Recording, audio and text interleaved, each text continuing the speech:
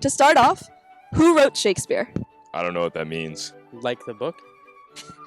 Um, There wasn't like a man named Shakespeare. It was like a French author or something. I think Christopher Marlowe, some other author is supposed to have like ghostwritten along with him.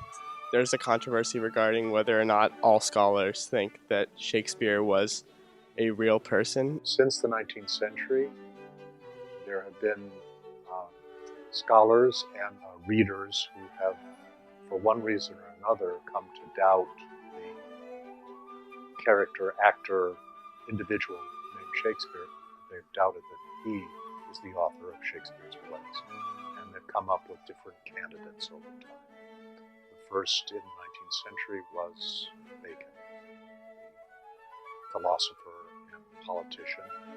And then in more recent times, the Earl of Oxford has been put forward as a contestant. But when I was an undergraduate, the leading candidate was Christopher Marlowe, who was a scholar of Calvin Hoffman, who believed that Christopher Marlowe wasn't killed in a fight in Deptford, in a bar fight, but in fact survived to go on and continue his playwriting career and write the plays attributed to Shakespeare. We spoke to Columbia professor James Shapiro, one of the foremost Shakespearean experts of today.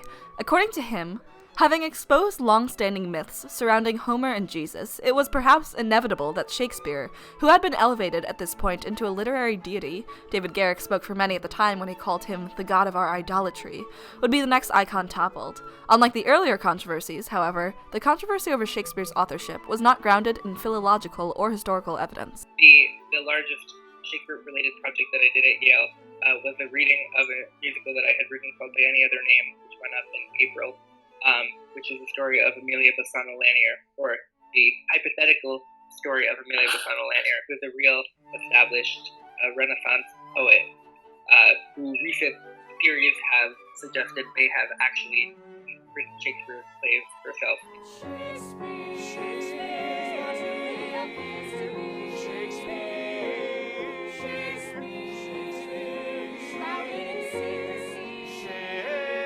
So I started wondering what would it have meant for a Jewish woman in Elizabethan England to have written something like The Merchant of Venice, and what would telling that story change about the way that we read the plays. And I think that increasingly I've been more invested in the question, not so much of, like, is it true that this woman could have written the plays, but more, A, what does it do for how we understand what these plays mean and what these plays are, and B,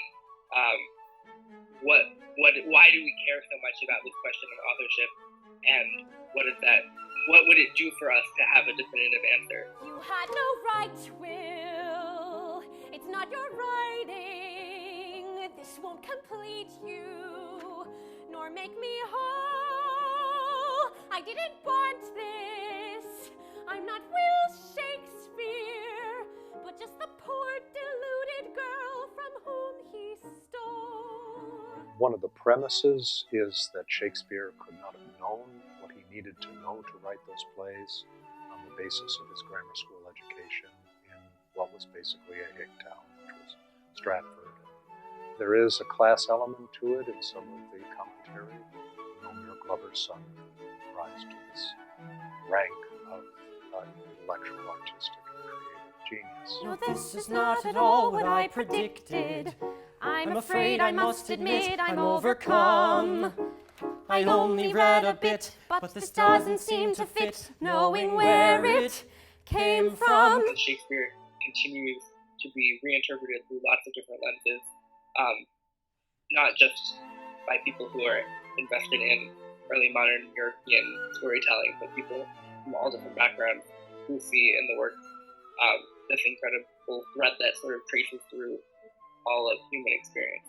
So the Folger actually had the Supreme Court rule on this. I don't know if you know that. They persuaded the Sacred Nine from next door, basically, to come over and hear the evidence and weigh in on the authorship controversy. You know what they decided? They decided they couldn't decide.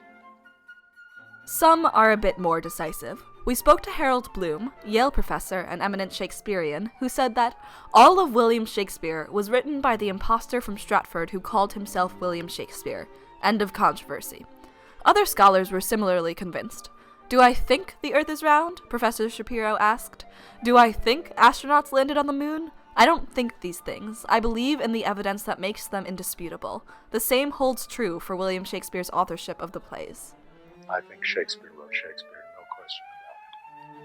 Someone named William Shakespeare wrote most of the words, most of the plays that we attribute to the person known as William Shakespeare, but I also personally believe that the authorship question is not as important as what we do with the text today. And Shakespeare's effect continues to be felt today.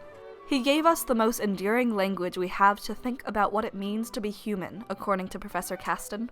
Professor Shapiro agrees, saying, 400 years later, the plays continue to speak to what thrills, disturbs, and divides us. Do you think the authorship controversy matters? I think it definitely matters, because when you're considering a work, I think it's important to consider the background of the author. I think that it matters to an extent, right? To a fault. I know with Meek Mill and Drake, right? Meek Mill threw Drake under the bus for that. But at the same time, him doing that puts the other artists in the light, and I think that doing that, praising the original creator of the works is very important. I think the important thing is that the author's life informs what is written in the works. Not at all. No, I'm not that concerned about authorship. I don't think so. I feel like we can still appreciate his writing without necessarily knowing that it was specifically his. I think context is important, who wrote it, their experiences, how those things influence the work is important. But I hold the work at the center of my appreciation. Because I think at the end of the day, we have Shakespeare's works and they're a hit. USA!